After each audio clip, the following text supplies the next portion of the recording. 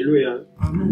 Merci beaucoup à tout le monde ici. Je veux seulement nous dire que, compte tenu du fait que la plupart des cultes ou des réunions que je fais sont diffusées en direct, le culte aussi est diffusé sur une radio qui est internationale. Alléluia. Parce que la plupart du temps, quand nous faisons le culte, il y a les gens, même dans d'autres pays, qui souhaitent aussi pouvoir savoir de quoi est-ce que nous sommes en train de parler. Donc, Papa San a déjà fait le plus essentiel de la présentation. Je suis l'archevêque Jacques Junior Longo du ministère de repentance et sainteté. Et je suis heureux d'être ici au milieu de vous aujourd'hui. Alléluia. C'est une joie pour moi de voir le magnifique peuple que le Seigneur est en train de préparer ici pour la venue du Seigneur. Alléluia. Le peuple que lui-même il est en train de façonner selon sa parole, dans sa très sainte volonté, afin que ensemble, le moment venu, nous soyons éternellement dans sa présence. Alléluia. Donc nous allons directement avoir une minute de prière et nous allons partager ici en continuant, parce que jeudi déjà j'étais ici et j'ai dans mon cœur beaucoup apprécié le thème qui a été choisi ici concernant la maturité. Alléluia. Parce que Christ vient chercher une église mature. Alléluia. Alors l'église qui recherche la maturité est certainement celle qui veut entrer dans le royaume éternel de Dieu. Et nous savons que c'est le but qui nous réunit ici. Amen. Amen. S'il y avait quelqu'un qui ne le savait pas, pour moi dans les églises, c'est toujours l'occasion de nous rappeler que la réelle raison pour laquelle nous venons, nous nous retrouvons tous les dimanches. Alléluia. C'est que finalement, quand la trompette va sonner, nous soyons tous ensemble dans le royaume de Dieu. J'aime rappeler à mes frères et sœurs que ce que nous faisons tous les dimanches, c'est simplement une répétition de ce jour-là. Alléluia. Certains sont venus d'Odja. Moi, je suis venu de Barrière. Et je peux même encore dire plus loin de Douala. Alléluia. Certains sont venus peut-être de Sos, de Gousso, ainsi de suite. Alléluia. Mais nous nous sommes tous retrouvés ici pour être avec le Seigneur. Et la Bible dit que ce sera la même chose à l'enlèvement de l'Église. Alléluia. Amen. Les morts en Christ vont ressusciter. Nous qui serons vivants, nous serons ensemble élevés dans les airs avec eux à la rencontre du Seigneur. Donc j'aime encourager mes frères et sœurs en disant que de la même façon que nous nous préparons pour le dimanche, alléluia, et que nous accomplissons cette parole-là, prenons cela au sérieux pour que le jour J, alléluia, nous accomplissions encore la parole. Ça veut dire ne nous entraînons pas et on réussit à l'entraînement et le jour même du match on échoue. Alléluia. Ce serait dramatique. Alléluia. Donc nous pouvons donner une valeur au fait de venir à l'église tous les dimanches. Comprendre cette valeur-là. Que quand nous appelons même ça le jour du Seigneur. Alléluia. Le jour final du Seigneur pour nous l'église. C'est quand il va venir nous prendre pour nous amener dans son royaume. Donc ce que nous faisons ici, c'est une répétition de ce jour.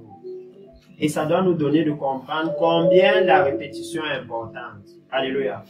Parce que vous savez que même pour les sportifs, même pour nos frères qui jouent les instruments, parfois on fait les répétitions. Et c'est celui qui a performé aux répétitions qui va jouer le jour J. Alléluia. Donc les répétitions là ne sont pas en vain. Il y a un but, il y a une valeur. Donc nous allons nous lever une minute et faire cette prière avant de parler encore un peu ici de la maturité.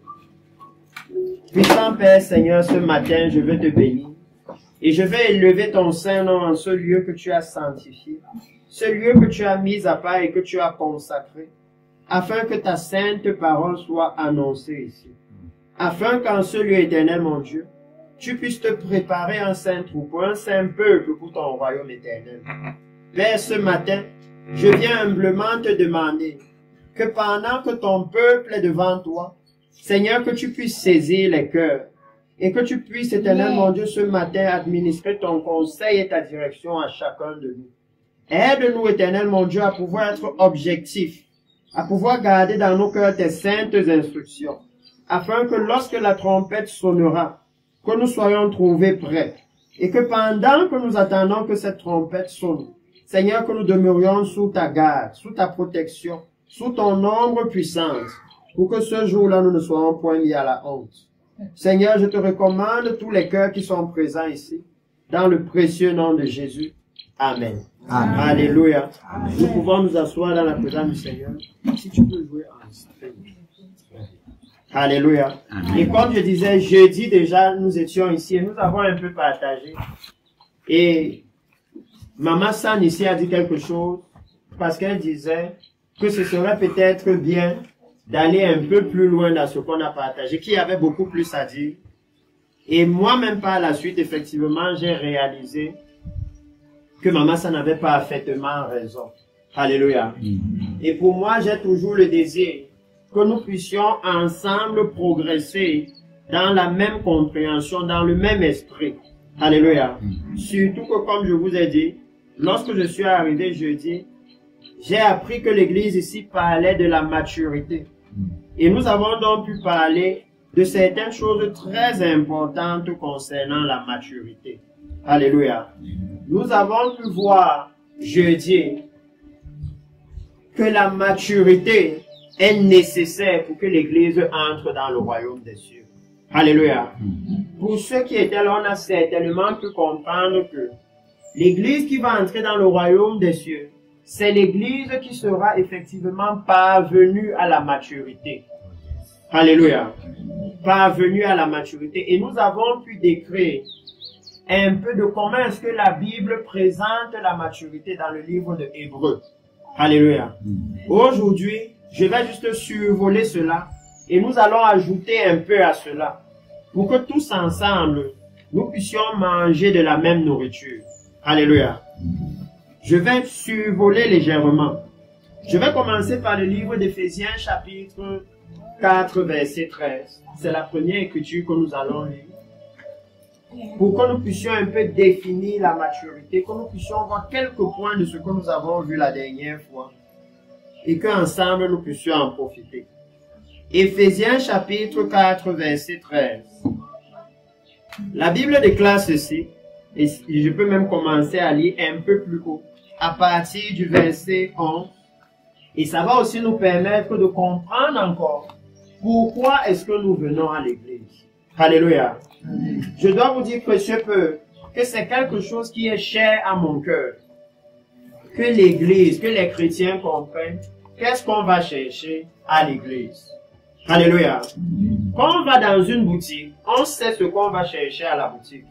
On sait ce qu'on va chercher au marché. On sait ce qu'on va chercher au supermarché. Alléluia. Quand on entre dans un taxi, on connaît ce que le taximan doit faire pour nous. Mais malheureusement, j'ai souvent remarqué que à l'église, parfois, nous ne savons pas pourquoi y aller. Alléluia. Nous ne savons pas pourquoi est-ce que l'église a été établie. Et dans le livre d'Éphésiens chapitre 4, à partir du verset 11, il nous dit ceci. Il dit, et il a donné, et s'il vous plaît, je lis dans la Bible version détaillée, qui est l'équivalent en anglais de la Bible amplifiée. Je le dis parce que je pourrais donner des explications qui ne sont pas dans vos Bibles. Mais généralement, c'est la Bible Louis II, juste avec des explications. Donc il dit, et il a donné des dons variés. Lui-même a nommé et nous a donné des hommes. Alléluia. Il dit que Dieu nous a donné des hommes. Il nous a par exemple donné des hommes comme Papa San qui est ici. Alléluia. Parce que quand il dit ça, il va dire quoi?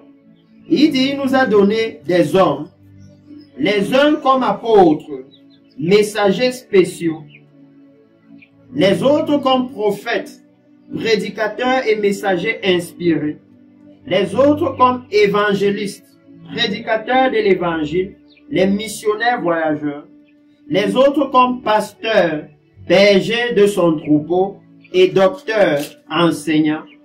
Et maintenant il dit, pourquoi il nous a donné ces hommes? Alléluia. Pourquoi il nous les a donnés? En d'autres termes, ça veut dire, pourquoi nous venons ici tous les dimanches? Alléluia. Parce que si nous venons ici, Nous venons à l'église et nous savons que le pasteur est sur place. Nous allons rencontrer le Seigneur là-bas. Il dit, pour le perfectionnement des saints. Alléluia. Pour le perfectionnement des saints, son peuple consacré, en vue de l'œuvre du ministère et de l'édification du corps de Christ. Alléluia. Ça veut dire que la raison pour laquelle Dieu a suscité des personnes pour le servir, c'est qu'ils puissent perfectionner le reste de son peuple, pour que eux aussi, ils puissent le servir. Alléluia. Et j'aimerais nous rappeler que lorsque nous allons entrer dans le royaume éternel de Dieu, lorsque nous allons entrer au ciel, là-bas tout le monde sert Dieu. Alléluia. Donc le perfectionnement qu'on nous fait ici, c'est pour que, arrivé là-bas, nous puissions parfaitement servir Dieu. Alléluia. Ça doit être des objectifs qui sont clairs. Parce que j'ai aussi réalisé que quand nous avons les objectifs clairs, alléluia, si vous entrez par exemple, moi je ne connais pas bien Yaoundé, donc je peux entrer dans un taxi qui m'amène en chemin inverse, je ne saurais pas. Mais pour ceux qui connaissent Yaoundé, s'ils prennent un taxi ici, ils disent Essos, et ils le voient prendre un chemin détourné, ils vont lui dire non, ce n'est pas là-bas que je pars. Alléluia. Ils pourront facilement savoir qu'on n'est plus sur le chemin. C'est la même chose pour les chrétiens. Une fois que les chrétiens ont compris que je viens à l'église pour perfectionner ma sainteté. Alléluia. S'ils sont devant un faux prophète, ils sont capables de se rendre compte que non, je ne vois pas ma sainteté croire, je la vois plutôt croire. Alléluia. Quand ils connaissent l'objectif, la raison pour laquelle on vient. Parce que Jésus nous dit dans sa parole que celui qui ne sait pas où il va, marche dans les ténèbres. Alléluia. C'est pourquoi c'est nécessaire pour nous de comprendre que voici le rôle de l'église. Voici ce que Dieu veut faire au milieu de nous dans l'église. Et il va continuer en disant ceci. Le verset 13 c'est massif. Il dit, afin qu'elle puisse se développer. Alléluia. Que l'église puisse se développer. Et vous savez que quand on parle de maturité, quelqu'un qui est arrivé à maturité, c'est quelqu'un qui est arrivé à la plénitude de son développement. Alléluia. Une mangue qui est arrivée à maturité est déjà prête à être cueillie. Et je veux que vous sachiez que le Seigneur Jésus, par exemple, dans le livre de Jean, il va dire aux apôtres que regardez les champs qui blanchissent déjà. Demandez au maître de la moisson d'envoyer les ouvriers. Il va leur faire savoir que le fruit dans les champs est déjà mature. Alléluia. C'est le moment où il faut le cueillir. C'est important pour l'église ici de savoir que l'enlèvement de l'église, le moment où Jésus vient prendre l'église dont on parle, il vient prendre l'église qui est mature. Alléluia. Il vient moissonner le fruit. Vous pouvez même voir ça dans le livre d'Apocalypse. Alléluia. Là où ils vont dire, lance ta faucille et moissonne la terre. Alléluia. Il vient prendre le blé pour mettre dans son grenier. Alléluia. C'est pour ça qu'il demande à l'église la maturité. Donc ici il dit, afin qu'elle puisse se développer jusqu'à ce que nous soyons tous parvenus à l'unité de la foi. Regardez maintenant l'église mature. Il dit, c'est une église qui est parvenue à l'unité de la foi et de la connaissance complète et précise du Fils de Dieu. Alléluia. Ici, en amenant ça, nous sommes en train de voir pourquoi est-ce que nous devons venir à l'église. Ça veut dire que lorsque je sors de l'église, je dois me poser la question de savoir, est-ce que j'ai grandi dans la connaissance de Dieu? Alléluia. Est-ce que j'ai grandi dans la connaissance du Fils de Dieu? Alléluia. Est-ce que j'ai grandi? Et je peux prendre un peu le temps pour expliquer pourquoi est-ce que nous devons connaître le Fils de Dieu. Alléluia. Ce n'est pas juste pour le plaisir de connaître Jésus. Parce que si c'est connaître Jésus comme on connaît nos voisins, alors ça ne sert pas à grand chose. Mais la raison pour laquelle nous devons connaître le Fils de Dieu, c'est que la Bible dit que nous devons être semblables à lui. Amen. Alléluia. Amen. Donc, en voyant comment il se comporte, le but c'est que nous commencions à l'imiter pour qu'à la fin nous soyons comme lui. Alléluia. C'est pourquoi dans le livre de 1 Jean, il nous fait savoir que ce jour-là, quand il viendra, nous le verrons tel qu'il est. Pourquoi? Parce que nous serons semblables à lui. Alléluia. Donc l'intérêt de venir à l'église, l'intérêt de recevoir la parole de Dieu, c'est qu'effectivement nous connaissions le Fils de l'homme et que nous soyons transformés. Cette transformation-là, c'est ça qui est le processus de la maturité. Et il dit que nous parvenions à la connaissance complète et précise du Fils de Dieu, à l'état d'homme fait. Alléluia. Ça veut dire mature. Que nous puissions arriver véritablement à la maturité. Alléluia. À l'état d'homme fait, véritablement mature, l'intégralité de sa personnalité, qui est rien de moins que la hauteur du niveau de la perfection de Christ. À la mesure de la stature parfaite et de l'exhaustivité de Christ. Alléluia. Il parle de la maturité.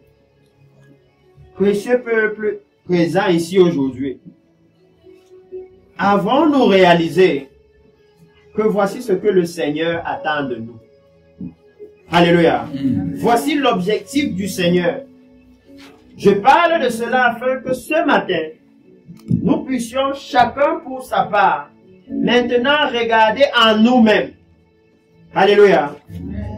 Et nous poser la question, depuis que je vais à l'église, depuis que je viens à Oja, alléluia, communier ici, est-ce que ça a été ça mon objectif? Alléluia. Est-ce que ça a été ça mon objectif? Parce que c'est de ça qu'il est question. Quand vous allez voir que nous parlons constamment de la repentance, c'est que si nous réalisons que ça, ce n'est pas mon objectif, alléluia, alors nous pouvons commencer à dire au Seigneur, Seigneur, change mes objectifs. Nous pouvons commencer à comprendre que nous devons nous aligner sur les objectifs du Seigneur. Alléluia. Nous devons nous aligner. Si nous voulons qu'à la fin, on ait le résultat que le Seigneur dit. Imaginez-vous, une femme qui veut préparer le coquille. Alléluia. Et elle vous dit, voici ce que je veux préparer, c'est le coquille. Mais vous voulez préparer le bongo chobi. Est-ce que vous pensez que vous allez arriver à préparer le coquille là? Il faut d'abord que vous ayez le même objectif qu'elle. Qu'on est toutes les deux d'accord que voici ce qu'on va préparer. Alléluia. Alors à partir de ce moment, vous serez disposé, vous serez prêt à suivre les instructions de cette femme. Mais si elle vous dit qu'on doit préparer le ndolé et vous voulez faire la sauce tomate, quand elle va vous dire achète les arachides, vous allez acheter la tomate. Si elle vous dit achète tel condiment, vous allez acheter un autre. Parce que vous avez un autre plat dans votre tête. Alléluia. Ainsi en est-il du royaume de Dieu. Si la Bible nous dit que ce que Dieu veut, c'est notre sanctification. Alléluia. Mais que nous pensons que ce que Dieu veut, c'est qu'on soit riche, qu'on ait les grandes maisons et les grandes voitures, on ne pourra jamais obéir au commandement de Dieu. Parce que ça ne sera jamais en accord avec ce que nous on pense. Alléluia. Et à partir de ce moment, nous allons trouver ces commandements difficiles. Nous allons les trouver pénibles. Parce qu'on ne va pas directement voir notre intérêt dedans. Alléluia. On ne va pas le voir directement. Mais quand nous alignons les désirs de notre cœur, les objectifs de notre vie, avec les objectifs de Dieu, alléluia, alors on va commencer à apprécier la beauté de la parole de Dieu. Alléluia. Parce qu'on va commencer à comprendre que mais tout ce qu'il nous dit, c'est afin de pouvoir atteindre ces objectifs dans nos vies. Alléluia. C'est très important pour moi que nous puissions commencer par bâtir ça comme base. Parce que c'est là que se trouve la maturité. Alléluia. Et il dit que l'église mature est celle qui est parvenue à la stature parfaite de Christ, à l'image parfaite de Christ. Regardez bien ce que la Bible dit. Il dit que l'église mature, c'est celle qui est devenue comme le Seigneur Jésus lui-même. Alléluia. Amen. Et quand nous nous regardons et que nous voyons combien nous sommes loin du Seigneur Jésus, ça nous montre la quantité de travail qu'on a à faire. Alléluia. Amen. Pourquoi est-ce que nous devons prendre le fait de venir à l'église au sérieux? Pourquoi est-ce que nous devons prendre cela avec tout le sérieux que ça demande? C'est qu'il dit qu'il y a un grand travail. Il dit qu'il veut remodeler notre stature et nous rendre à l'image de Christ. Alléluia. Qui est l'image de Dieu lui-même. Donc, lisons un autre passage, comme nous sommes dans cette introduction, parce que je veux amener ça et tirer de là un ingrédient, un aspect de ce que nous avons vu, qui va nous amener, qui va nous aider, qui va être un catalyseur pour la maturité de l'Église. Alléluia. Parce que personnellement, je pense que si nous devons enseigner à l'Église, il faut que quand quelqu'un sort de l'Église, qu'il sache ce qu'il doit faire pour arriver quelque part. Alléluia. Pour moi, je pense que là, on a donné un enseignement. Il sait ce qu'il doit faire pour arriver quelque part. Et à partir de ce moment, comme le Seigneur dit dans la Bible, il a le choix. Alléluia. Maintenant qu'il sait comment se rapprocher de Dieu, tout dépend de lui. Parce que nous servons un Dieu de liberté. Alléluia. Il ne nous emprisonne pas. Il nous révèle la vérité. Et il dit que la vérité nous affranchit. En ce sens que une fois que je connais la vérité, j'ai maintenant le choix ou de demeurer dans les ténèbres du mensonge ou de marcher à la lumière de la vérité. Alléluia. Mais quand je ne connais que le mensonge, je n'ai pas le choix. Parce que c'est la seule chose que je connais. Alléluia. Mais une fois que la vérité vient, maintenant je peux voir la lumière. Je peux faire la différence entre la lumière et les ténèbres. Et je peux choisir. Voilà la liberté que Dieu nous donne. Alléluia. Je suis maintenant libre. Donc je veux que nous lisions le livre de Colossiens. Colossiens chapitre 1 verset 28. Et je suis simplement en train d'introduire la maturité. Parce que je veux piquer un point important. Qui est ce que veut dire maturité? Ce que veut dire mature. Il dit, c'est lui que nous annonçons, exhortant tout homme. Et quand il dit c'est lui, il parle de Jésus-Christ. Exhortant tout homme et instruisant tout homme en toute sagesse, afin de présenter à Dieu tout homme devenu parfait. Alléluia. Complet. Alléluia. Mature. Adulte. Totalement initié en Christ. Alléluia. Pourquoi est-ce que je vous ai lu ceci? Parce que ici, il est en train de nous dire, un peu comme dans Éphésiens, que quand il parle de mature, il parle de parfait. C'est pourquoi je vous ai dit la maturité qui a été choisie ici comme thème est très importante. Parce que Jésus dit, soyez donc parfaits, comme votre Père qui est dans les cieux est parfait. Alléluia. En d'autres termes, quand nous réalisons que ce mot parfait veut aussi dire mature, nous comprenons que Jésus appelle l'Église à la maturité. Alléluia. À la maturité spirituelle. Donc il dit que être mature, c'est être parfait. C'est être complet. Alléluia. Et pour nous, ça doit nous interpeller parce que ça veut dire qu'il n'y a aucun domaine de notre vie spirituelle qui ne doit pas être comme il faut. Il n'y a aucun domaine de notre vie spirituelle à négliger. Il faut être complet, il faut être plein. Alléluia. Mature, c'est être adulte. Alléluia. Être adulte. Et quand on lit ça, on peut comprendre que c'est terrible. Parce que je dis ici, je partageais avec l'Église, et nous pouvions voir que lorsqu'il s'agit de maturité spirituelle, ça ne dépend pas de l'âge. Alléluia. C'est pourquoi j'ai dit, nous allons un peu revisiter ça. Et nous allons prendre un aspect particulier sur lequel on va essayer de s'apaisantir. Parce que nous avons vu que lorsqu'il parle de mature, Même dans Éphésiens 4:13 qu'on a vu. Juste après, il dit, afin que nous ne soyons plus des enfants. Il oppose la maturité au fait d'être enfant. Alléluia. Et la dernière fois, nous avons lu le livre de Hébreux. Comme je vous ai dit, je brosse juste ça pour que ensemble, nous ayons un même point de départ pour comprendre pourquoi est-ce qu'on va parler de quelque chose de particulier aujourd'hui. Le livre de Hébreux, je pense que nous étions au chapitre 5 là-bas, verset 11. Hébreux chapitre 5, verset 11. Et là-bas, la Bible nous dit, nous avons beaucoup de choses à dire là-dessus, des choses difficiles à expliquer, parce que vous êtes devenus lents à comprendre. Nous avons commencé à voir là quelques caractéristiques de l'Église mature. Alléluia.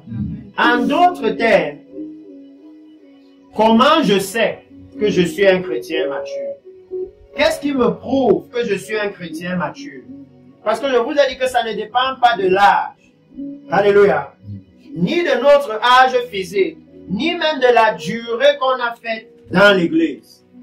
Et l'exemple que nous avons pris la dernière fois avec le prophète Samuel et les fils du sacrificateur Élie nous a prouvé cela.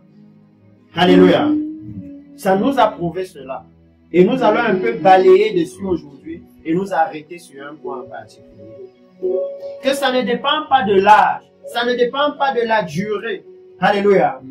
Ça ne dépend pas de cela. C'est pourquoi la dernière fois j'ai voulu qu'on voie, mais de quoi est-ce que ça dépend alors? Alléluia. Comme ça, nous sommes vraiment posés sur un fondement qui est solide. Le fondement inébranlable de la parole de Dieu.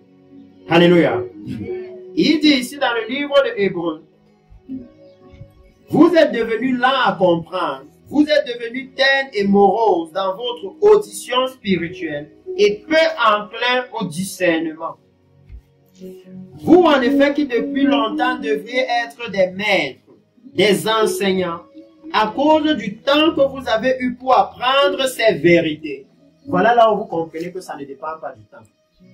Ici, il est en train de dire à des gens, à des Hébreux, je vais vous mettre dans le contexte, que depuis le temps, vous auriez dû être des maîtres, vous auriez dû être matures. Alléluia. Mais malgré tout le temps là, vous n'êtes toujours pas mature. Ça veut dire que pour Dieu, ça ne dépend pas de la durée. Et pour vous mettre dans le contexte ici, on parle aux Hébreux. Les Hébreux sont ceux qui ont reçu la parole de Dieu. Alléluia. C'est le peuple que Dieu a choisi. Mais qui malheureusement, au moment de l'accomplissement de toutes les paroles qu'ils avaient reçues, ça veut dire la venue du Messie qu'ils attendaient, ils ne comprenaient plus rien. Alléluia. Et comment est-ce que cela s'adresse à nous l'Église?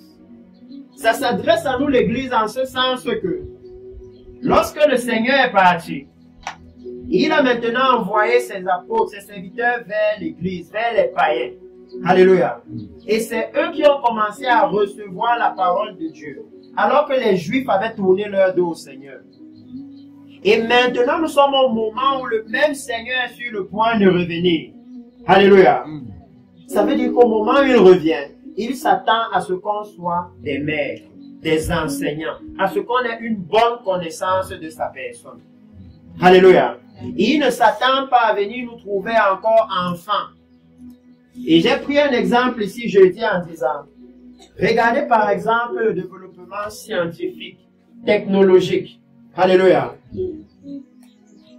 Il y a peut-être 50 ans, pour injecter les gens, c'était compliqué. Mais aujourd'hui, les seringues sont partout, n'est-ce pas? Ça veut dire que quand vous regardez la science, quand vous regardez la technologie, ça se développe, ça évolue, ça ne régresse pas. Alléluia. Tout ce que Dieu a fait est censé se développer, pas régresser. Alléluia.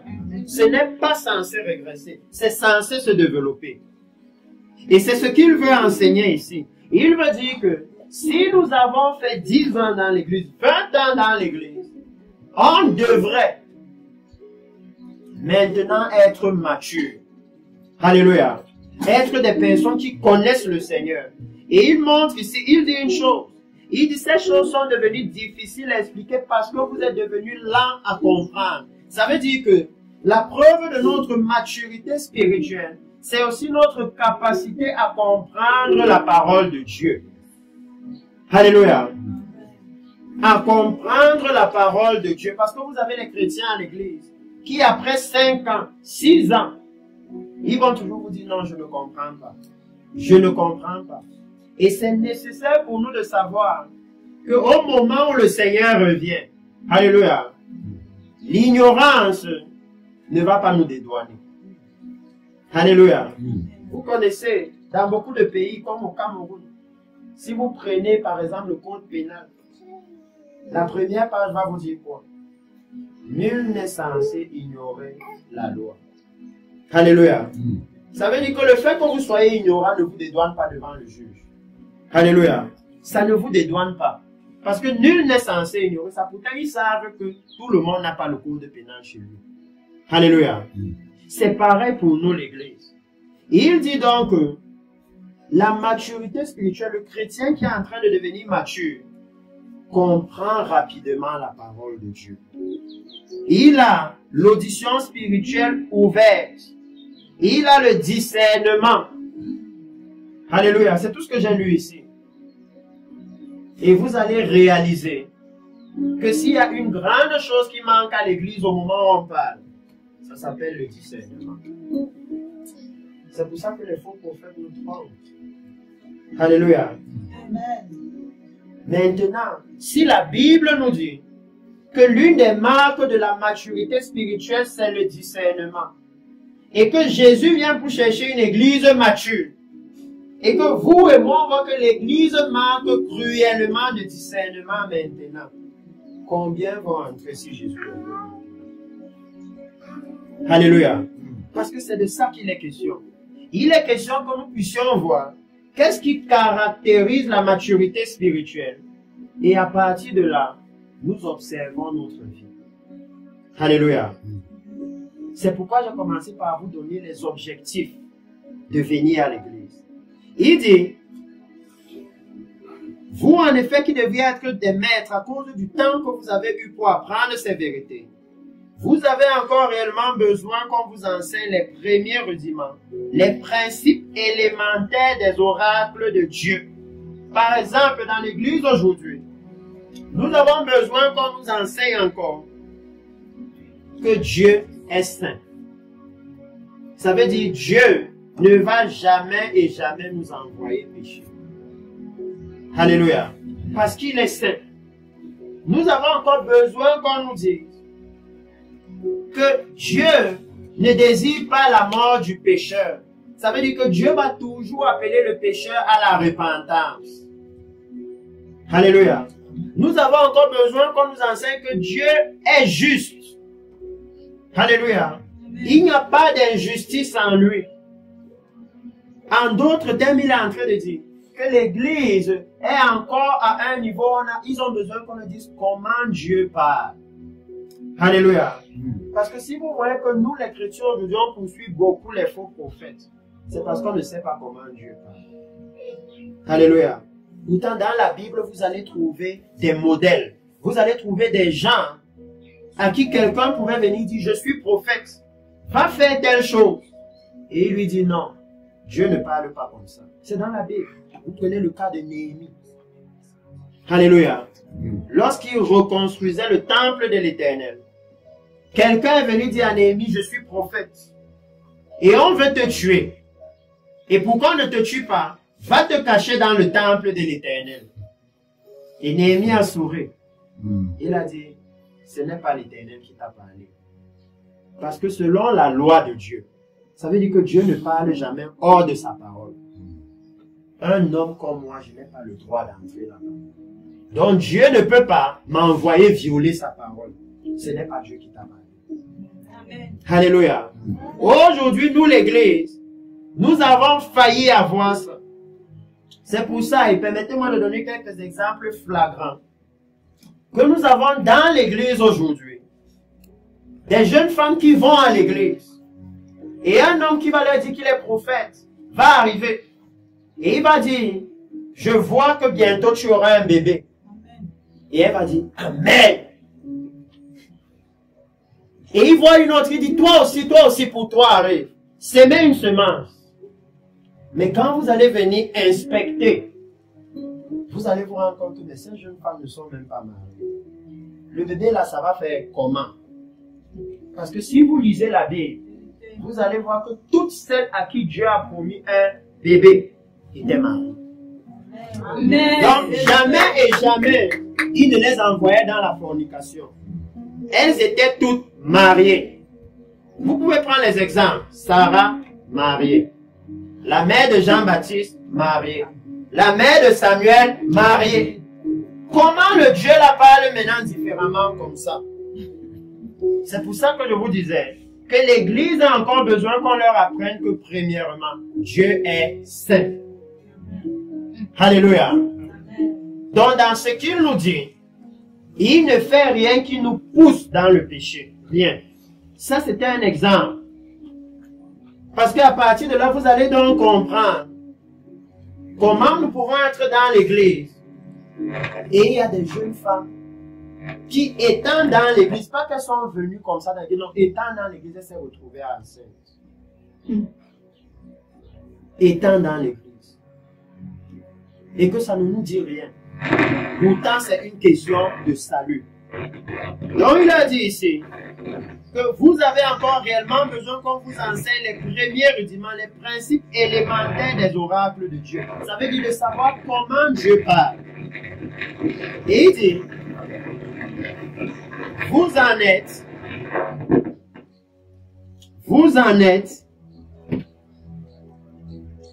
venus à avoir besoin de lait et non de nourriture solide.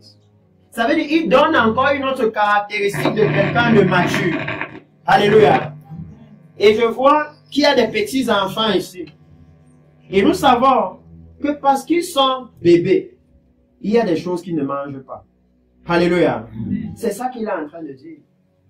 Que ceux qui sont matures, ils peuvent manger de la nourriture solide. Vous pouvez lui donner la nourriture, vous mettez l'os dedans. La viande avec os. Mais vous ne pouvez pas faire ça avec un bébé. Même l'arête du poisson, vous ne pouvez pas mettre dans la nourriture d'un bébé. Alléluia. Il va préciser que vous allez encore avoir besoin de lait. Alléluia. Ça veut dire qu'il faut qu'on leur donne quelque chose qu'ils peuvent digérer facilement. Alléluia. Parce que leur corps n'est pas encore pleinement formé. Ça veut dire que spirituellement, leur corps n'est pas prêt. Ils ne sont pas spirituellement prêts à comprendre des choses compliquées.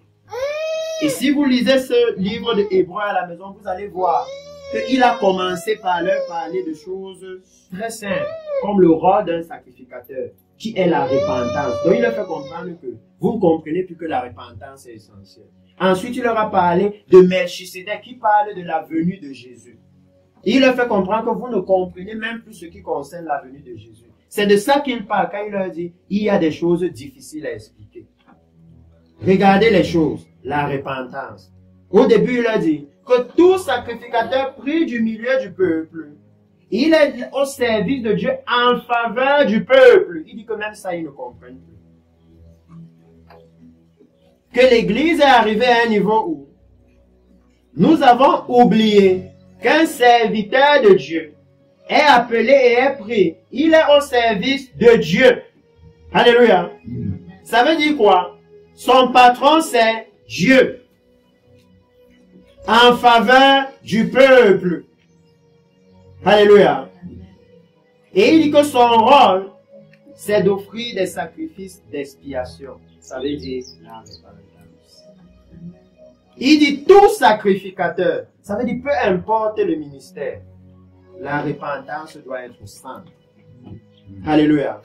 Parce que c'est ça qui permet que le peuple trouve faveur devant Dieu.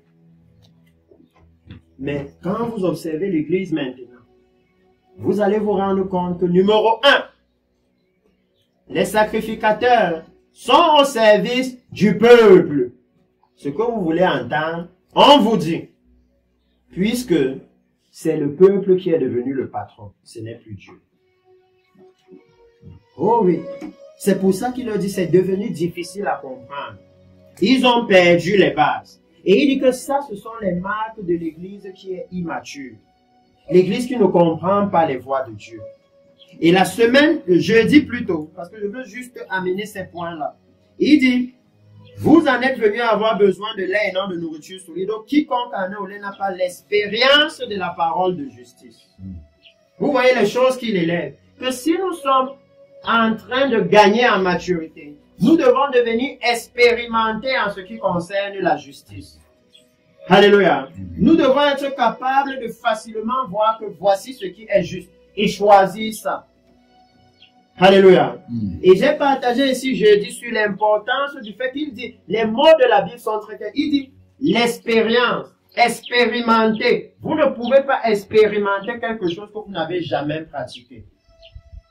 Ça veut dire que vous voyez qu'il est en train de dire que l'église mature, le chrétien mature, c'est celui qui entend la parole de Dieu. C'est celui qui lit la parole de Dieu et qui la met en pratique. Parce que c'est là que tu as l'expérience. Alléluia. Si tu lis mais tu ne pratiques jamais, tu n'as pas d'expérience. Alléluia. Tu n'as pas d'expérience. Celui qui est expérimenté, c'est celui qui a pratiqué. Quand on veut construire une maison, on cherche un architecte expérimenté. Et comment c'est qu'il est expérimenté? C'est qu'on voit ses œuvres. Tu n'es pas expérimenté parce que tu as le bac plus 5.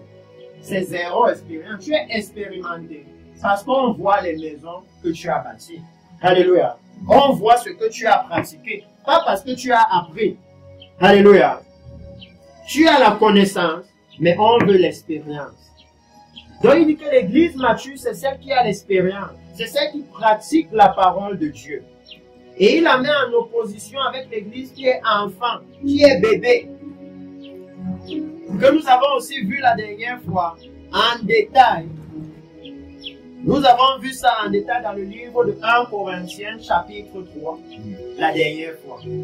Comment il dit que l'église qui est bébé, même dans la version parole de vie, si je ne me trompe pas, j'ai amené l'église dans cette version de la Bible pour qu'on voit que Dieu compare, il assimile l'église bébé à des gens qui n'ont pas le Saint-Esprit. Il dit, je vous ai parlé comme des enfants. Je vous ai parlé comme à des gens qui n'ont pas l'esprit. Il assimile. Voilà pourquoi vous devez savoir que l'église bébé ne va pas entrer dans le royaume de Dieu. À l'enlèvement. Parce que Dieu les voit comme des gens qui n'ont pas le Saint-Esprit. Oh oui. Nous avons lu ça, nous allons un peu lire. Et ensuite nous allons plonger dans Samuel et directement aller dans la partie principale. Parce que nous allons parler du vêtement du Saint-Lin de Samuel. Comment l'église peut acquérir ça? Et là, je pense que j'aurais pu accomplir ma mission d'aujourd'hui. Alléluia. Prendre un point seulement. Le livre de 1 Corinthiens.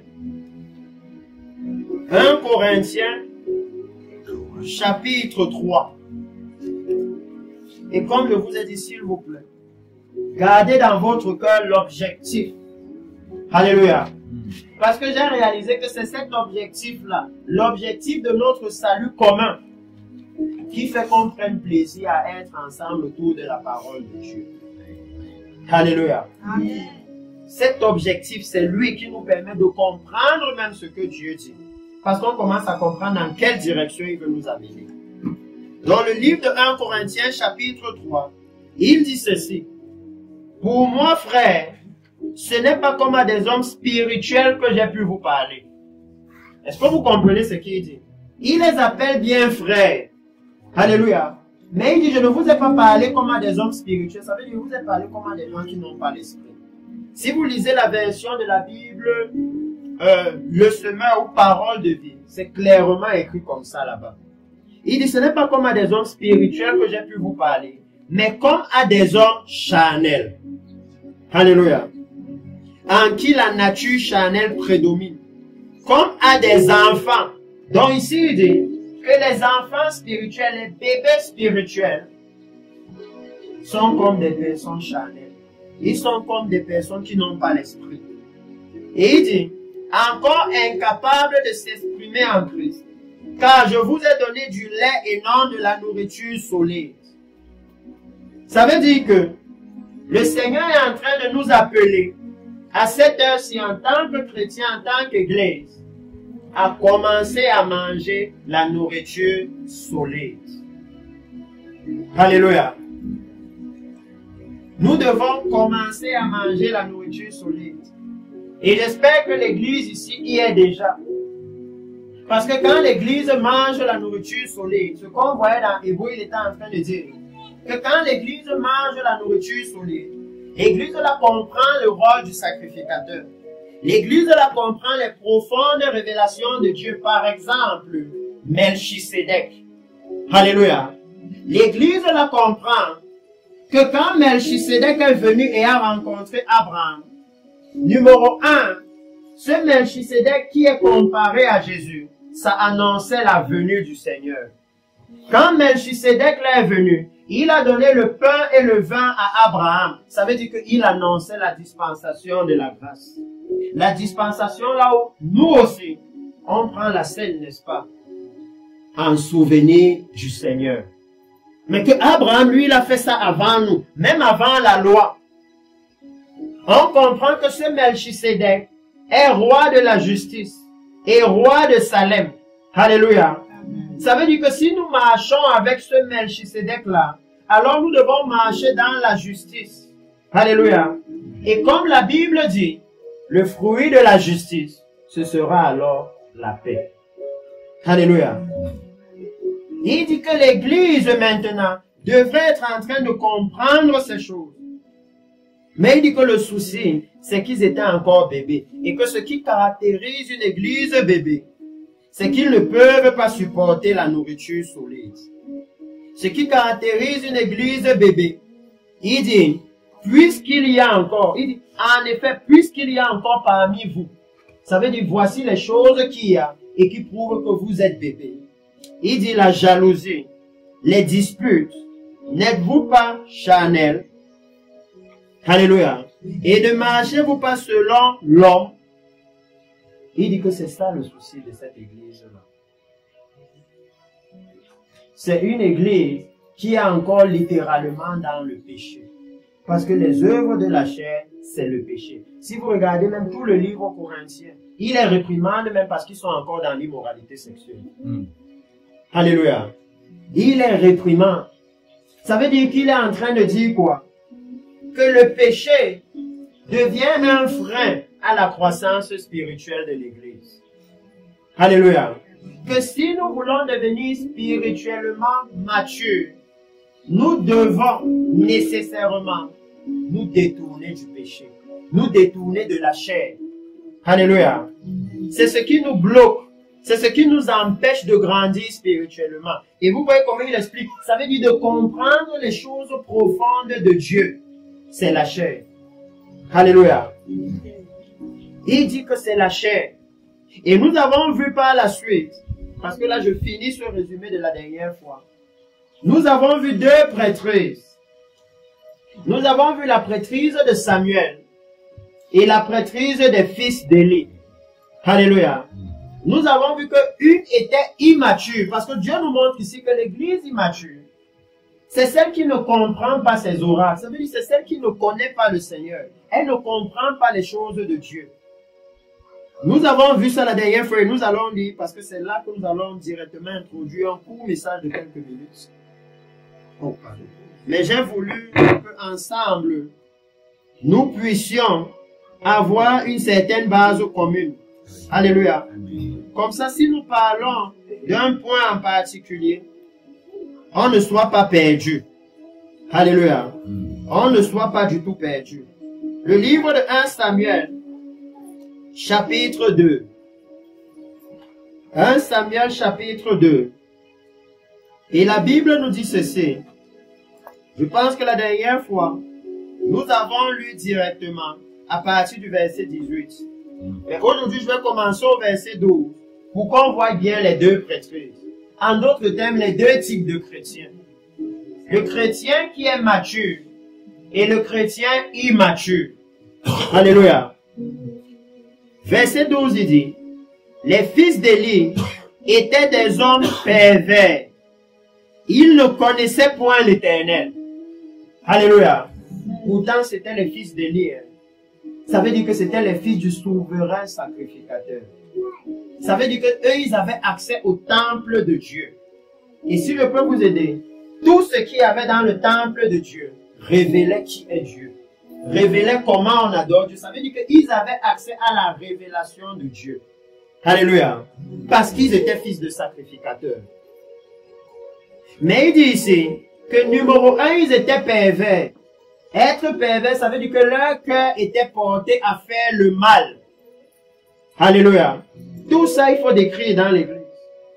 Que si un chrétien peut s'asseoir chez lui et planifier qu'il va venir mentir au pasteur, ça veut dire qu'il est pervers.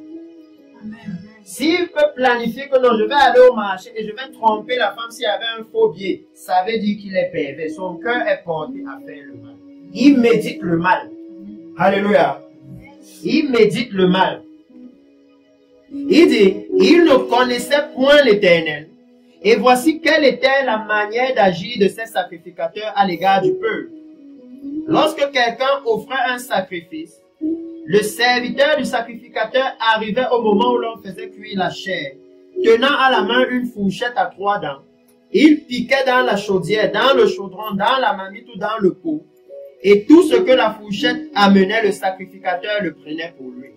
C'est ainsi qu'ils agissaient à l'égard de tous ceux d'Israël qui venaient à Silo. Même avant qu'on eût brûlé la graisse, le serviteur du sacrificateur arrivait et disait à celui qui offrait le sacrifice, « Donne pour le sacrificateur de la chair à rôtir.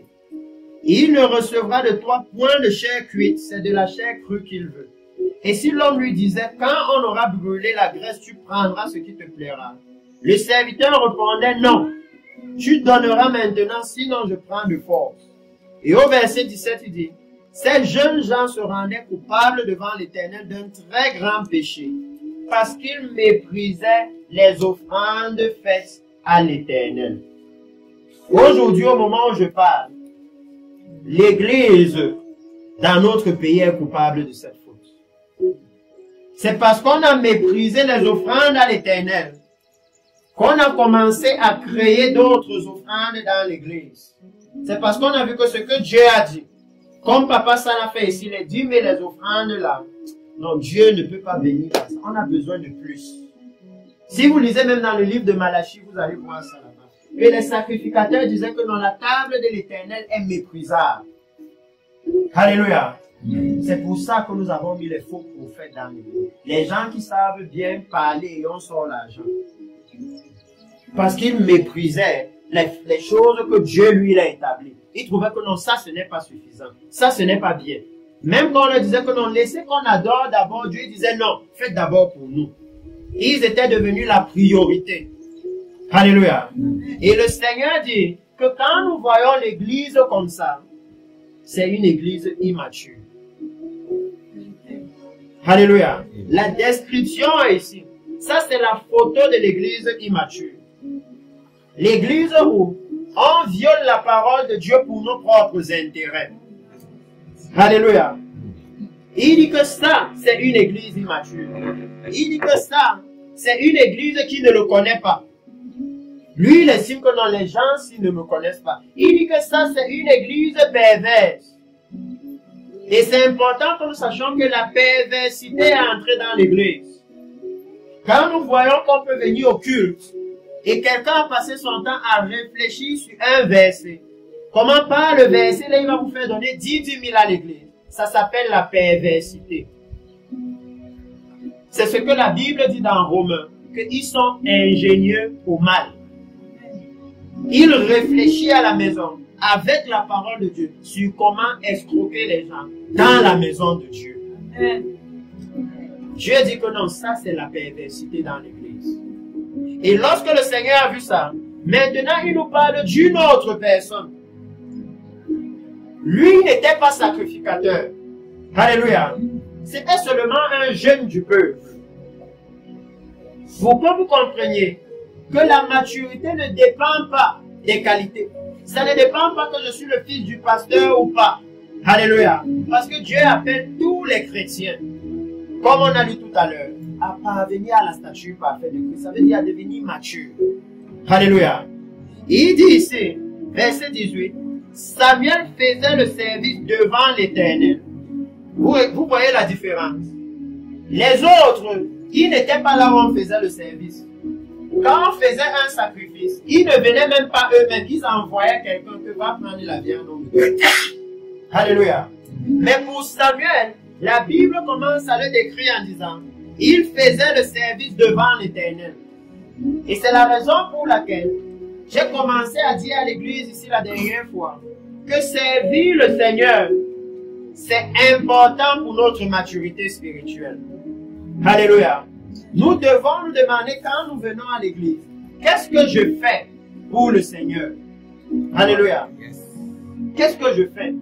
Est-ce que dans l'église, je suis la personne qui range les chaises? Est-ce que dans l'église, je suis la personne qui balaie? Est-ce que dans l'église, qu'est-ce que je fais? Et je vais vous expliquer pourquoi. Parce que dans la Bible, toute personne que vous allez voir servir le Seigneur est automatiquement enseignée par le Seigneur. Tous les serviteurs de Dieu dans la Bible. Lorsque Dieu a voulu, par exemple, fabriquer le tabernacle, pour que Bezalel et son équipe puissent le faire, il a dû les bénir avec la sagesse. Alléluia.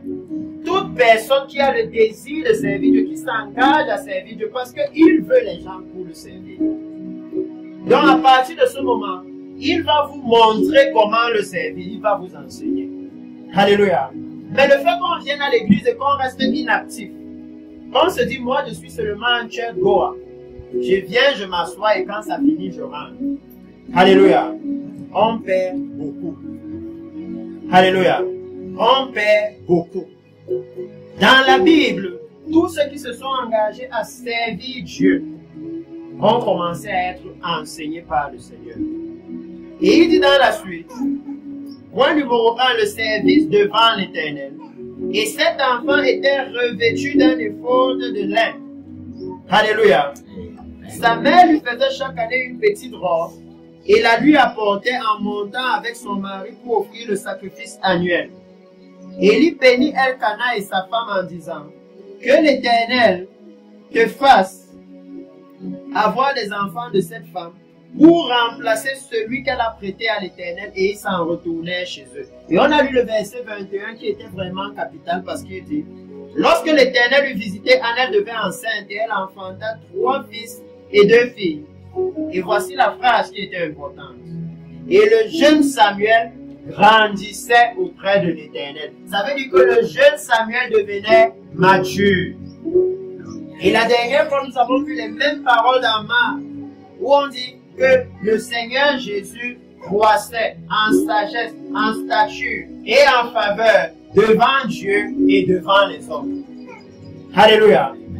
Ça veut dire qu'il devenait mature.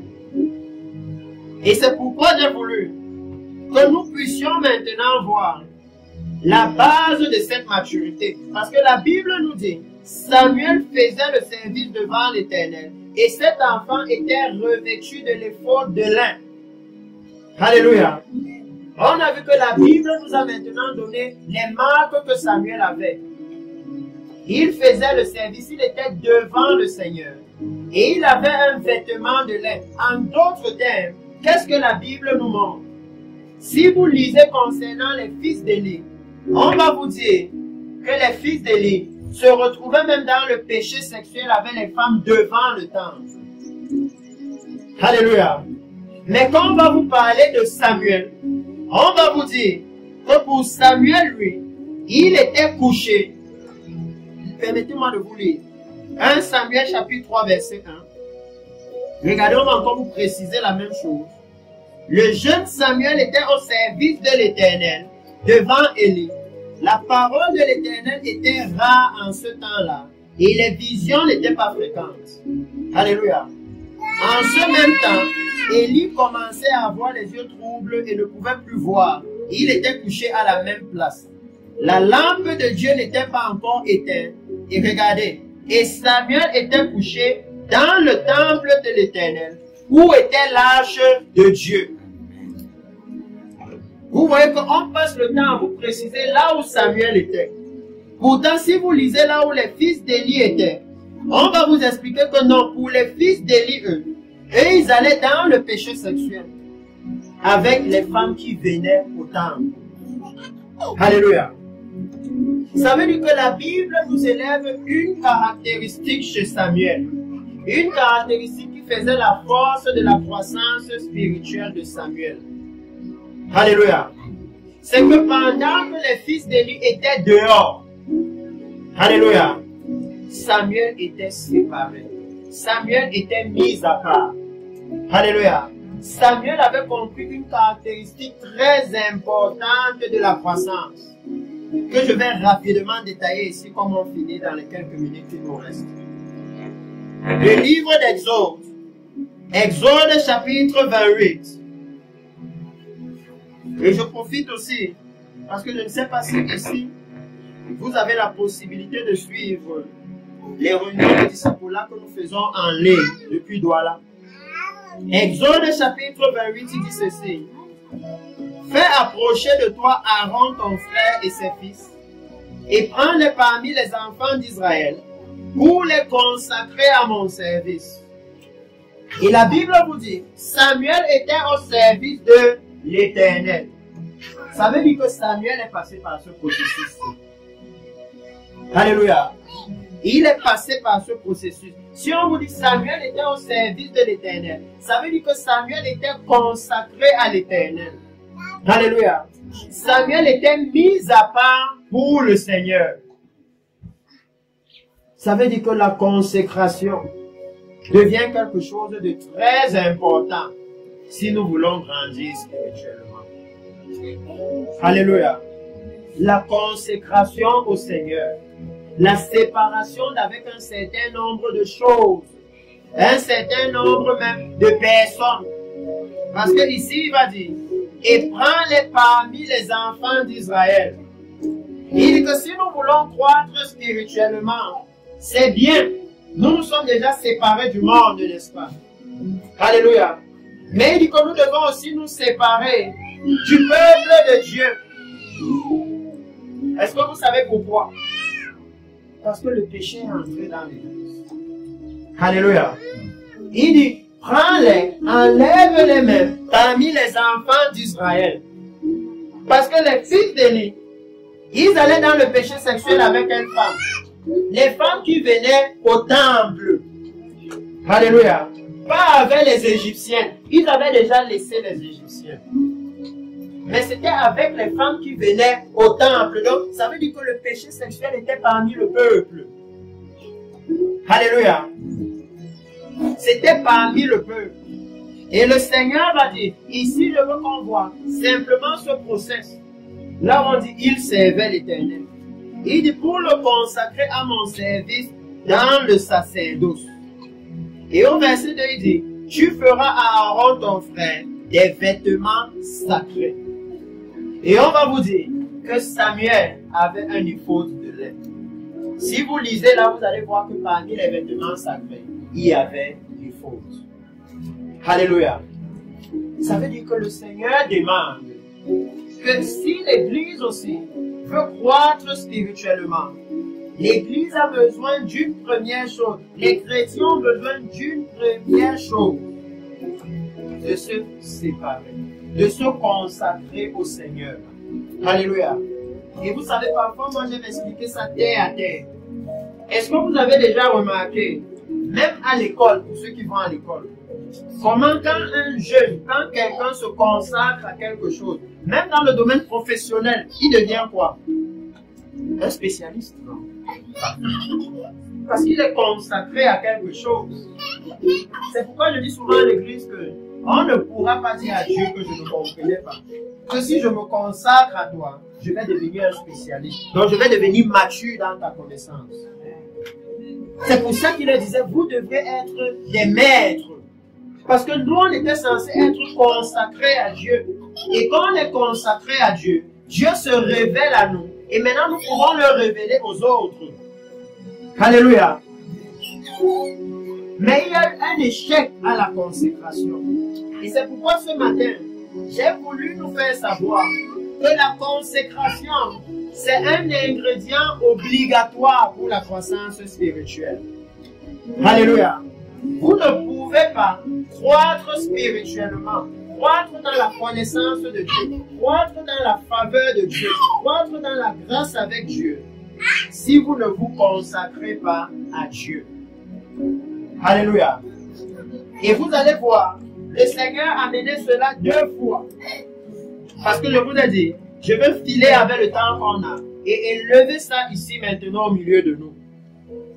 La consécration. Alléluia. Allons dans le livre de Psaume. Allons dans le livre de Psaume, chapitre 1. Parce que la consécration, c'est le fait de se mettre à part. La consécration, c'est même l'un des synonymes de la sanctification. Les deux ont la même racine en hébreu, être mis à part. Alléluia. Ça a une valeur importante dans la croissance spirituelle. Et vous allez réaliser ici que tout le monde peut se consacrer à Dieu. Alléluia. Ce n'est pas réservé pour certaines personnes. Parce que Dieu va donner cette instruction ici. Psaume chapitre 1, il dit ceci. Heureux, prospère et enviable, l'homme qui ne marche pas selon le conseil des méchants. Alléluia. Il dit suivant leur conseil, leur plan, leur dessein. C'est pour ça que quand nous avons commencé, j'ai voulu que nous commencions par le dessein de Dieu. Alléluia. Que le dessein de Dieu pour nous, c'est que nous perfectionnons notre sainteté et que nous entrions dans son royaume éternel. Alléluia. Comme ça, à partir de là, on ne se trompe plus. Il dit, qui ne s'arrête pas, soumis et inactif, sur la voie des pécheurs, qui ne s'assied pas pour se détendre, se divertir et se reposer en compagnie des moqueurs. Alléluia. Et il dit plutôt, mais qui trouve son plaisir dans la loi de l'Éternel. Il dit, heureuse est cette sœur qui ne passe pas son temps avec les femmes qui font le commérage. Alléluia. Il dit, heureuse est celle-là. Et vous allez voir que ça parle de la croissance spirituelle. Parce qu'il va dire que lui, il est comme un arbre planté près d'un courant d'eau. Comme les arbres, le papa sont ici. Donc, on m'a dit qu'il y a l'eau qui passe là en bas. Et vous pouvez voir les fruits qu'il porte. Alléluia. Ça veut dire que lui, il est dans la position où il peut porter du fruit. Où il peut croître et arriver à maturité. Alléluia. Il dit, mais qui trouve son plaisir dans la loi de l'Éternel et qui la médite habituellement jour et nuit. Il est comme un arbre planté près d'un courant d'eau et qui donne son fruit en sa saison et dont le feuillage ne se flétrit point. Alléluia. Tout ce qu'il fait lui réussit. Alléluia. Il dit ici, heureux est celui qui se sépare, celui qui se consacre, alléluia, d'avec le péché, d'avec ceux qui sont dans les moqueries, d'avec ceux-là qui sont des pécheurs, qui sont des méchants. Et je vous ai dit que dans Exode qu'on a lu, il n'a pas demandé à Aaron, à Moïse de séparer Aaron des Égyptiens. Il disait à Moïse de séparer Aaron des Israélites. Alléluia. Ça veut dire de son propre peuple. Est-ce que vous savez pourquoi? À cause de Psaume chapitre 50. J'ai encore 2 passages à lire et on va conclure. Psaume chapitre 50. Et nous allons finir avec le livre de Matthieu chapitre 3.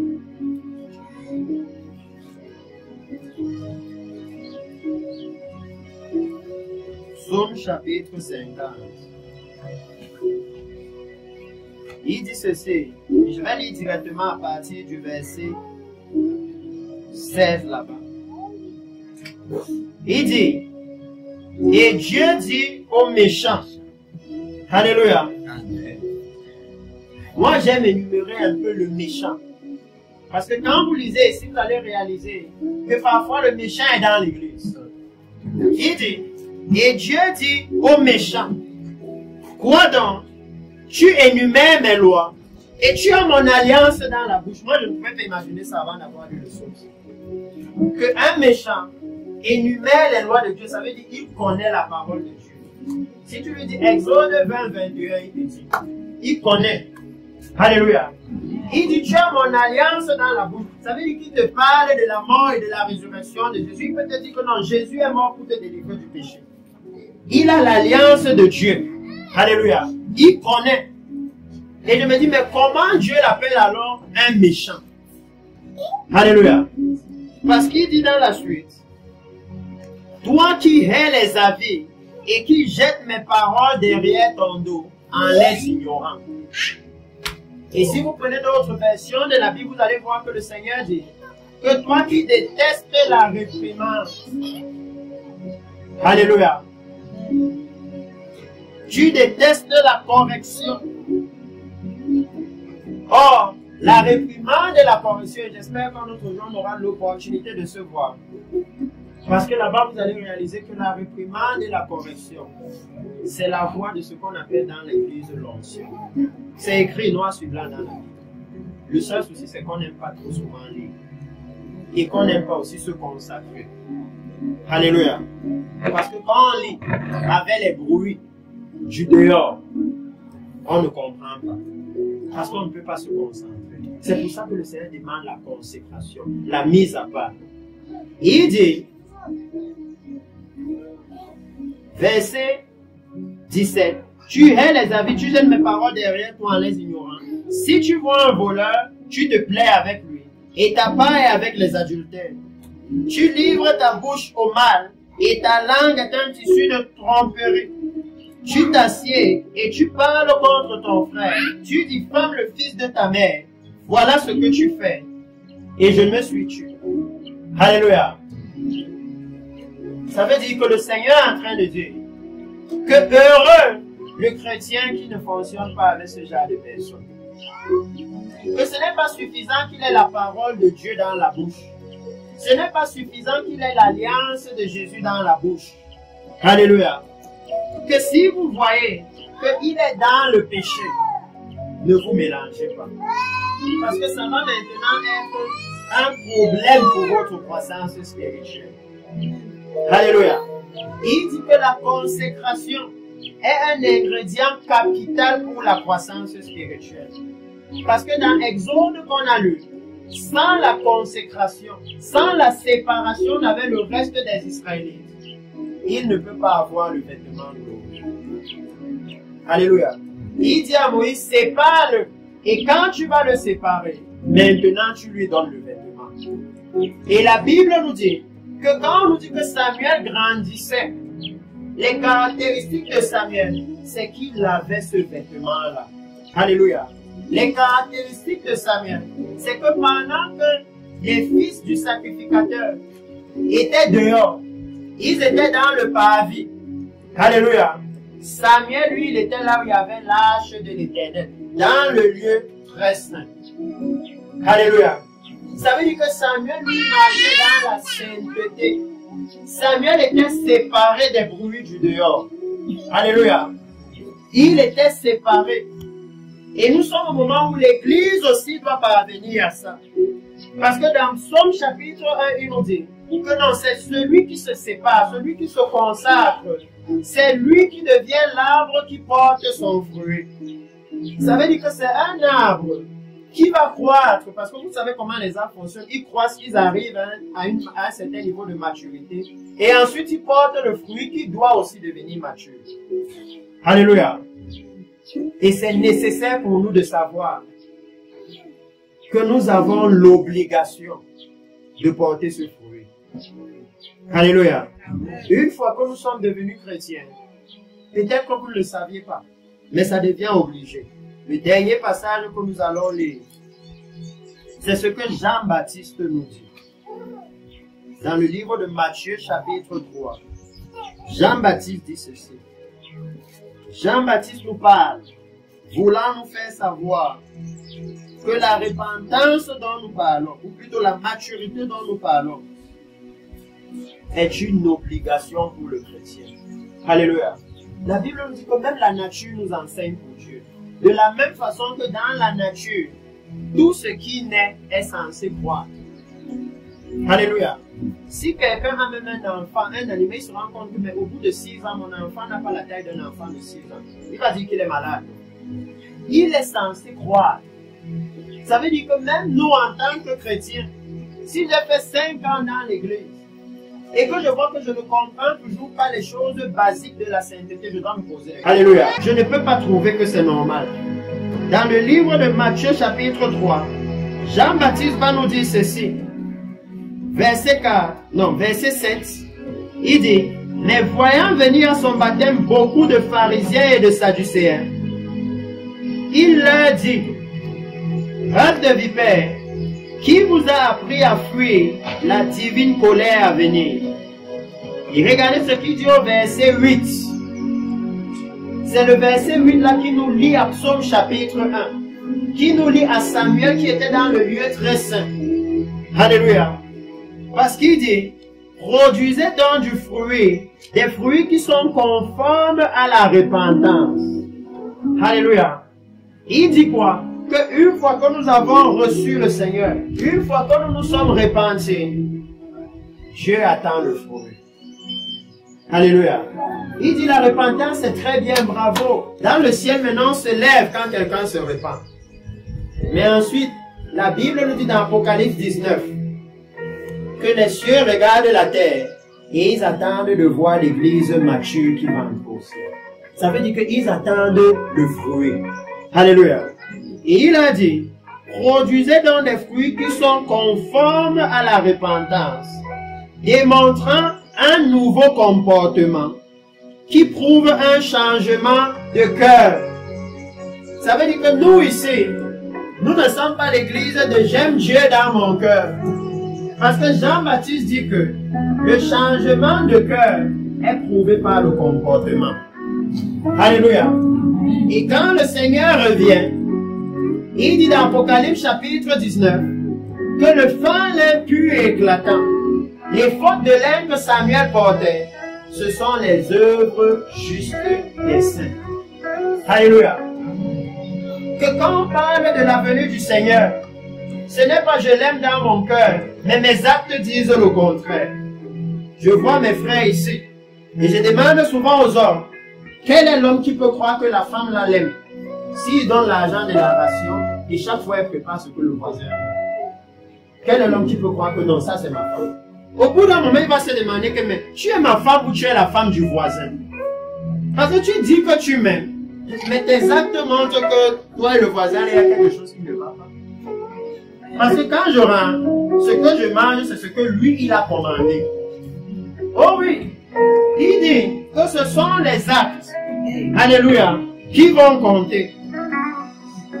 C'est ça qui va compter le moment venu. Il dit ici, que produisez donc des fruits qui sont conformes à la repentance, démontrant un nouveau comportement qui prouve le changement de cœur et une décision consciente de se détourner du péché. C'est très puissant. Alléluia. Notre comportement est ce qui nous confirme même à nous-mêmes qu'on s'est repenti. Alléluia. Amen. Oh oui, là ça devient clair pour l'église. Ce n'est plus une affaire de non, je m'étais repenti hier et aujourd'hui je fais toujours la même chose volontairement. Il dit non. Un nouveau comportement qui prouve la décision que tu as prise. Alléluia. La preuve là, c'est d'abord pour toi-même. Alléluia. Et le jour J, ça sera aussi pour le Seigneur. Et il dit dans la suite, et ne présumez pas en disant en vous-même, comme moyen de défense, nous avons Abraham pour père. Notre héritage nous assure dans le salut. Car je vous le dis, que de cette pierre-ci, Dieu peut susciter des descendants à Abraham. Et le verset 10, qui est là où nous allons finir, il dit, et déjà la hache du jugement de Dieu est hissée vers la racine des arbres. Tout arbre dont il ne porte pas de bons fruits sera coupé et jeté au feu. Alléluia. Ça veut dire qu'il appelle l'église à la maturité. Il dit à l'église que, une fois que vous dites, j'ai reçu le Seigneur Jésus, alléluia, vous êtes comme un arbre qu'on vient de planter. Et la loi de Dieu, parce que ce que Jean-Baptiste dit, c'est dans la loi. Dieu disait que vous pouvez couper les arbres qui n'ont pas de fruits pour faire le feu avec. Mais les arbres fruitiers, ne les coupez pas parce que vous allez manger leurs fruits. Alléluia. C'est ça que Jean-Baptiste dit. Que une fois que vous êtes né de nouveau là, une fois que vous avez reçu Jésus là, Dieu met la hache comme ça là. Tangalam. Et maintenant on veut voir, est-ce que ce sera un arbre qui va porter le fruit? Ou est-ce que ce sera un arbre spirituel? Est-ce qu'il va parvenir à la maturité? Parce qu'un arbre ne porte pas le fruit si lui-même il n'est pas mature. Alléluia. L'arbre là lui-même doit d'abord se développer à sa pleine maturité. Et ensuite les fruits commencent à pousser. C'est pour ça que quand vous voyez un arbre qui est encore petit et ça porte les fruits, vous êtes étonné. Que l'arbre aussi est précoce. Alléluia. Normalement, il doit d'abord avoir une certaine taille. Comment lui, il a déjà les fruits? Il dit que c'est la même chose pour l'Église. Qu'une fois que nous avons reçu Jésus, une fois que la sémence de la parole de Dieu a été sémée dans nos cœurs, alléluia, Dieu dit qu'elle doit produire à nous un arbre qui va donner le fruit en sa saison. Et si, au bout de tout ce message, il y a une information que je dois vous donner, c'est que voici la saison de fruits. Parce que Jésus a dit, quand ses disciples lui ont demandé quel est le signe de ton avènement, en d'autres termes, à quel moment vas-tu venir chercher le fruit? Il a dit, quand vous verrez des guerres et que vous entendrez parler de bruit de guerre, vous aurez ces informations. Alléluia. Il a dit, quand vous verrez des tremblements de terre en divers lieux, vous entendez ces informations. Des pestes. Hier même encore, l'homme de Dieu, le prophète David dehors, a annoncé une autre maladie grave qui va venir sur la terre.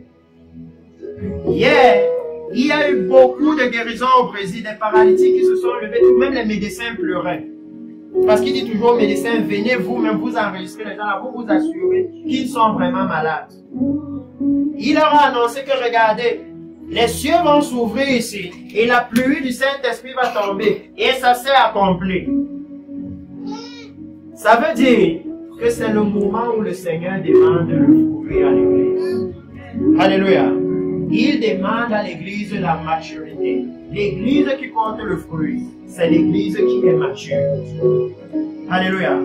C'est pourquoi, aujourd'hui, j'ai tenu à ce que nous sachions que si nous voulons parvenir à cette maturité, nous devons nous consacrer au Seigneur. Et vous savez, c'est pas l'évangile du Seigneur est merveilleux. C'est pour ça que c'est aussi très dangereux. Même quelqu'un qui fait le chant, alléluia, il sait que si je vais par exemple mettre le plantain, je dois enlever les mauvaises herbes. Les mauvaises herbes là vont boire l'eau du plantain. Le plantain ne va jamais parvenir à maturité. Vous savez ça, non? Mais le Seigneur va nous demander le jour là pourquoi pour le plantain tu savais et pour le royaume de Dieu tu ne comprenais pas. Que tant que tu es là où il y a les mauvaises herbes du commérage, les mauvaises herbes de l'immoralité sexuelle, les mauvaises herbes du mensonge, les mauvaises herbes des habillements immoraux dans l'église, de l'amour, de l'argent, que tant que tu es là-dedans, tu ne vas jamais être mature. Comment tu ne comprenais pas ça? Alléluia. Parce que même dans Matthieu chapitre 13, il le dit, qu'il y a une semence qui est tombée sur le troisième type de terrain. Là, il y avait les ronces et les épines. Et les ronces et les épines ont étouffé sa croissance. Alléluia. C'est pour ça que le Seigneur demande à l'Église la consécration. Alléluia. N'ayez pas peur quand vous voyez que le Seigneur est en train de vous séparer du monde. Alléluia. Le Seigneur vous sépare de certaines choses. Quand vous voyez certains amis vous dire, oh maintenant toi c'est seulement la Bible. Tu es déjà dans les choses dont on t'a pris. Laissez que le Seigneur vous prenne. Lui, il veut vous mettre à part. N'ayez pas peur. Si c'est quelqu'un qui vous dit, non, donc tu me dis que dans votre église là, on craint Dieu plus que chez nous. Alléluia. Dites-lui que la crainte de Dieu n'a jamais fait de mal à personne. Alléluia. Ça n'a jamais fait de mal à personne. Mais ne laissez pas les mauvaises herbes venir vous empêcher d'arriver à maturité. Amen. Alléluia. Parce que c'est seulement les arbres matures qui portent le fruit. Alléluia. Donc pour moi aujourd'hui, voilà ce que je voulais partager avec vous. C'est que dans notre recherche de la maturité, la première chose que le Seigneur nous demande, l'ingrédient essentiel que le Seigneur nous demande, c'est la consécration. Alléluia. Que séparons-nous des mauvaises herbes. Alléluia. Séparons-nous des mauvaises herbes. Soyons comme ceux-là qui prennent plutôt plaisir dans la loi de l'Éternel. Alléluia. Donc s'il y a quelqu'un ici qui souhaite parler au Seigneur, qui réalise avec ce que nous avons vu, que Seigneur, je ne suis pas encore à pleine maturité. Alléluia. Je vais vouloir que nous prenions 1 minute pour chacun parler au Seigneur. Et ensuite, je vais prier pour l'Église et remettre la parole à notre précieux pasteur ici, Papa Sam. Alléluia. Levons-nous chacun et parlons au Seigneur. La parole de Dieu, lorsqu'elle vient, elle vient pour nous aider, elle vient pour nous laver. Alléluia. Elle vient pour nous purifier, pour nous aider à voir où est-ce qu'il y a encore une imperfection, parce que c'est pour le perfectionnement. Alléluia. C'est pour le perfectionnement. Donc parlons au Seigneur ce matin.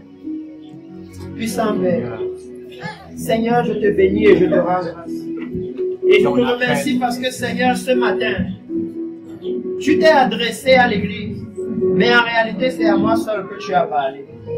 Seigneur, c'est moi ici plus que quiconque qui ait besoin de cette maturité, qui ait besoin de cette consécration. Merci éternel mon Dieu parce que ce matin tu m'as encore ouvert les yeux sur la nécessité de me séparer, sur la nécessité d'être dans le lieu très saint et non dans les errements du dehors. Tu as élevé la nécessité de m'éloigner des mauvaises herbes. Seigneur, ce matin, je veux te bénir, je veux t'élever, je veux magnifier ton nom.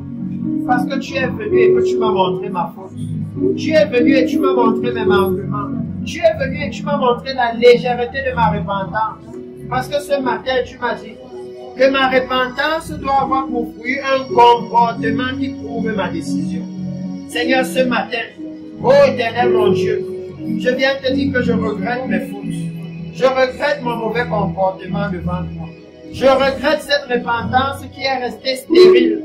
Cette repentance où il n'y a pas eu d'effort de consécration. Cette repentance qui ne m'a pas amené à me séparer. Seigneur, ce matin, je viens devant ta face implorer ta grâce et ta miséricorde. Pardonne-moi, Seigneur, mes fautes. Lave-moi dans le sang précieux de Jésus. Et remplis-moi de ton précieux Saint-Esprit. Sépare-moi, Seigneur, comme tu as séparé des sacrificateurs au travers de Moïse. Sépare-moi aussi, éternel mon Dieu, afin que je puisse être revêtu de l'effort de l'un, afin que je puisse croître devant ta face, en grâce, en sagesse, en faveur, devant toi et devant les hommes, et que je puisse porter le fruit que tu attends au moment où tu reviens enlever l'Église. Seigneur, ce matin, je te prie dans le nom précieux de Jésus, même pour ton peuple présent ici. Seigneur, ils ont entendu ta parole. Ils ont reconnu, éternel mon Dieu, leurs limites, leurs manquements, leurs faiblesses, leurs fautes, leurs péchés devant ta face. Seigneur, ils ont pu voir combien ils n'ont pas encore été assez consacrés. Combien ils n'ont pas eu à passer le temps dans ta sainte présence. Mais ce matin, ils ont ouvert leur bouche pour implorer ta grâce et ta miséricorde. Je te demande, ô éternel mon Dieu, dans ta bonté, dans ton amour et ta miséricorde, tu as pourvu le Seigneur Jésus à la croix. Pardonne, éternel mon Dieu, les fautes de ton peuple. Seigneur, lave les cœurs dans le sang précieux de Jésus. Purifie et sanctifie, éternel mon Dieu, nos désirs, nos pensées, notre entendement, Seigneur, afin que nous puissions être consacrés. Père, remplis-nous de ton esprit, de sagesse, d'intelligence, de force, pour que nous puissions résister à la tentation, pour que nous puissions résister à l'envie de nous mélanger au désir des choses du monde, et que nous puissions demeurer consacrés à ta personne. Seigneur, pour que nous soyons comme cet arbre planté près d'un courant d'eau, qui croit et qui donne son fruit dans cette saison. où le Messie revient pour la grande moisson. C'est dans le nom puissant de Jésus que je te recommande à tout ton peuple ici et que je l'ai béni, éternel mon Dieu, avec ta sainteté, ta justice, ta droiture, ta faveur et ta provision. Amen. Amen. Alléluia. Merci beaucoup, nous pouvons acclamer le Seigneur.